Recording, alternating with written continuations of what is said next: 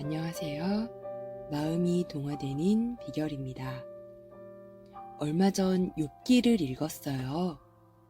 욥기를 처음 읽을 때 저는 무척이나 혼란스러웠습니다. 엄청난 시련을 당하지만 절대 하나님을 원망하지 않는 믿음의 사람이라고 알려진 욥인데, 제가 본 욥기에서의 그는 중반부부터 변명하거나 하나님을 원망하는 말을 쏟아내고 있었거든요. 저는 이해할 수 없었어요. 왜 욥이 하나님을 원망하지 않았다고 하는 거지? 그 의문이 풀리지 않은 상태에서 다시 읽은 욥기는 저에게 다른 무언가를 발견하게 하였습니다. 바로 욥이 갑자기 하나님께 따지는 말을 하기 시작하는 그 타이밍인데요. 초반부에 욥은 재산을 잃었을 때, 자녀를 잃었을 때, 자신의 몸이 병들어서 너무나 힘들 때, 사랑하는 아내가 하나님을 욕하고 죽어버려라고 했을 때조차 하나님을 향해 원망하지 않았습니다. 그렇다면 언제부터 그러한 원망의 말을 한 걸까요? 제가 본 욥기에서의 그 타이밍은 바로 친구들이 그를 정죄하면서부터입니다. 처음에는 위로한다고 찾아온 친구들이 함께 울어주다가 일주일 후에 이렇게 말하지요. 죄 없이 망한 자가 누구이지? 이 말은 즉 욥 당신은 죄를 지어서 벌받는 거야 라는 물음이었고, 아무런 증거도 없이 욥에게 당신은 죄인이다 라며 욥을 몰아붙인 거지요. 힘든 사람을 위로하러 와놓고서는 죄인으로 몰아가다니 욥이 얼마나 속상했을까요? 심지어 친구들의 이유는 참 대단합니다. 바로 우리 하나님은 공의의 하나님이라서 죄를 짓지 않는 사람은 절대로 벌하지 않기 때문이라는 이유지요. 얼핏 들으면 너무나도 당연한 말에 욥의 마음도 무너지고 말았습니다. 욥이 정말로 못 견딘 건 자신이 당하고 있는 시련보다도 위로를 가장한 친구들의 이 정죄함의 손가락질이었던 것 아닐까요? 친구들이 그냥 욥아 힘내, 우리 같이 울자 이렇게만 말해줬다면 욥은 이토록 하나님께 따지고 들었을까요? 저는 아닐 거라고 생각했습니다. 이 욥기를 통해서 저는 시련을 이겨내는 의인의 시선에서 벗어나 사람이 사람에게 해줄 수 있는 진정한 위로를 다시 한번 생각해 보게 되었어요.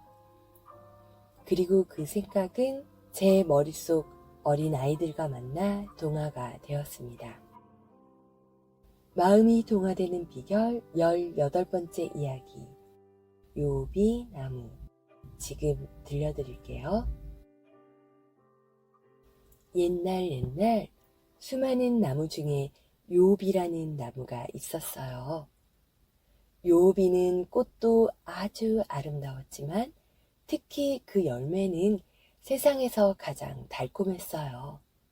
게다가 아주 크고 튼튼한 나무였기 때문에 꽃도 열매도 엄청나게 많이 맺혔지요. 욥이는 마음이 아주 착한 나무였어요. 모든 곤충과 동물들에게 아낌없이 열매와 꽃을 나누어 주었어요. 모두 욥이를 칭찬했고 욥이는 행복했어요. 내가 이렇게 많은 꽃과 열매를 맺을 수 있는 건 모두 숲의 여왕님 덕분이야. 여왕님이 내게 비도 내려주시고 햇볕도 쬐어주시니까 숲의 여왕님 감사합니다. 욥이는 자신이 커다란 나무인 것을 자랑하지 않고 늘 숲의 여왕님께 감사했어요. 숲의 여왕님은 욥이 나무의 이 착함을 몹시 사랑했지요.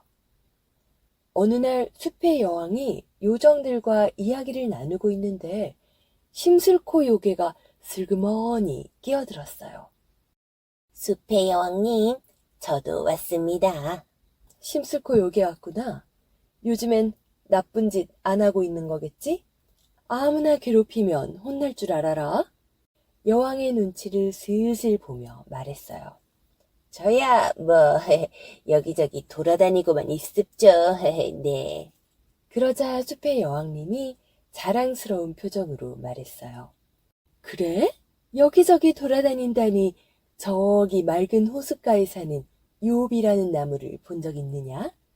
아주 착하고 멋진 나무란다. 그 말을 들은 심술코 요괴는 아주 심술이 났어요. 여왕님, 그 나무는 아름다운 열매와 꽃이 가득하잖아요. 그런 좋은 걸 가지고 있으면 누구라도 여왕님께 감사하죠. 만약 그 열매가 없으면 바로 여왕님을 미워할걸요? 제가 장담합니다요. 요괴야, 요비는 그런 나무가 아니란다. 그런지 아닌지는 한번 시험해 보시면 알지 않겠습니까? 제가 한번 시험해 볼깝시오? 좋아. 대신 절대로 나무 기둥은 손대서는 안 된다. 아이고, 당연하지요. 명령 받들겠습니다, 여왕님. 요괴는 굽신거리며 여왕의 궁전을 나왔어요. 헤! 그 꼴도 보기 싫은 여비나무를 없애버릴 절호의 기획은 그 탐스러운 열매랑 향긋한 꽃을 다시는 못 보게 해주마. 요괴는 길쭉한 자신의 심술코를 문지르면서 주문을 걸었어요. 심술이 대마왕이 명령한다. 요비나무의 나뭇잎들아 시들어버려라. 그러자 요비나무의 나뭇잎이 갑자기 갈색으로 변하더니 구멍이 숭숭 뚫리면서 바스라져 버렸어요. 이게 어떻게 된 거지? 요비나무는 깜짝 놀랐어요. 하지만 심술코 요괴의 심술은 여기에서 멈추지 않았어요. 심술이 대마왕이 명령한다. 요비나무의 꽃과 열매도 다 떨어져 버려라. 순식간에 요비의 꽃과 열매가 바닥에 떨어졌어요. 내 꽃 열매가 안 돼! 요비나무는 소리쳤지만 꽃과 열매는 하나도 남김없이 바닥에 떨어져 버렸어요. 어떻게 이런 일이... 나무는 너무나 슬펐지만 숲의 여왕님을 원망하진 않았어요. 어차피 꽃도 열매도 여왕님이 키워주신 거였는걸. 난 원래 태어난 대로 돌아간 것뿐이야. 맞아, 그런 것뿐이야. 요비나무는 마음을 다잡았어요. 심술코 요괴는 그런 요비나무를 보고는 몹시도 화가 났어요. 씩씩거리며 발을 쿵쿵 구르다가 다시 여왕의 궁전을 찾아갔어요. 저기 여왕님, 저 왔습니다요. 심술코 요괴야. 어떠냐? 내 말이 맞았지? 요비나무 말이야. 친애하는 숲의 여왕님, 이번 시험은 너무나 쉬웠습니다요. 그깟 꽃이랑 열매 좀 없어졌다고 누가 갑자기 여왕님을 원망하겠습니까? 하지만 만약에 그 나무 기둥을 아프게 하고 쓰러뜨린다면 아마 즉시 여왕님을 배신할 겁니다요. 암요, 그렇고 말고요. 숲의 여왕은 근엄하게 말했어요. 이 못된 심술코 요괴, 코를 벌렁거리는 것이 아주 심술이 났나 보구나. 허락할 수 없으니 썩 물러가라. 아니, 그게 아니고 여왕님, 여왕님이 개를 잘 몰라서 그래요. 어허, 물러가라고 했느니라. 그때 한 요정이 끼어들며 말했어요. 여왕님, 이야기 중에 끼어들어 죄송하지만 지금 여왕님이 요비나무만 특별히 예뻐해서 열매를 많이 준다고 오해하는 나무들이 상당히 많습니다. 그건 나도 알고 있다. 저기 정말로 요비나무가 열매도 없고 나무 기둥이 다 상했는데도 여왕님을 배반하지 않는다면 다른 나무들도 요비나무를 인정하지 않겠습니까? 좋다. 하지만 절대로 요비나무를 죽게 해서는 안 된다. 아이고, 아이고, 왕님, 여왕님, 그러면 입죠. 당연하죠. 심술코 요괴가 해벌쭉 웃으며 말했어요. 여왕의 성에서 나온 요괴는 곧장 요비나무를 향해 주문을 걸었어요. 심술이 대마왕이 명령한다. 저 꼴보기 싫은 요비나무의 가지들아, 다 부러져 버려라. 나무 기둥은 시커먼 가려움 곰팡이들이 파바박 피어나라. 요괴가 주문을 마치자마자 요비나무의 가지들은 모두 부러져 버렸어요.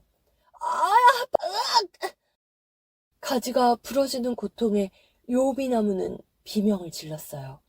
그뿐 아니에요. 나무의 굵은 기둥에는 까만 가려운 곰팡이가 피어나기 시작했어요. 가려워. 왜 이렇게 가렵지? 요비나무는 너무너무 가려워서 온종일 기둥을 긁었어요. 꿀 좋구나, 요비나무야. 히히. 어디 이제 숲의 여왕을 배신해야지. 자, 어서 여왕을 향해 말해. 나한테 이런 일을 하다니 당신을 따르지 않겠어요. 이렇게 말하라고. 요괴는 낄낄거리며 엉덩이를 마구 흔들어댔어요. 그러나 여우비나무는 절대로 숲의 여왕을 원망하지 않았어요. 까만 가려운 곰팡이 때문에 나무 껍질은 다 벗겨져서 피가 날 지경이었지만 나무는 꾹 참았어요. 이 모습을 지켜보던 화나무가 말했어요. 요비나무야, 지금 숲의 여왕님이 너에게 좀 너무하는 것 같지 않아? 차라리 마구마구 나쁜 말을 해버려. 그럼 너의 속이라도 후련하지. 무슨 말이야? 어차피 나는 숲의 여왕님이 지금까지 키워주셨잖아. 나무들이라면 그 은혜를 알아야지. 여전히 기둥을 긁으며 요비나무가 말했어요. 으이, 저런 멍청이. 어휴, 속 터져. 화나무는 이해할 수 없다는 듯 고개를 절레절레 흔들었어요. 한편 요비나무가 안 좋은 일을 당했다는 소식은 온 숲에 퍼졌어요. 요비나무 친구 셋, 싸움나무, 거짓말나무, 나 잘난 나무가 찾아왔어요. 아유, 요비나무야, 이게 어떻게 된 일이야?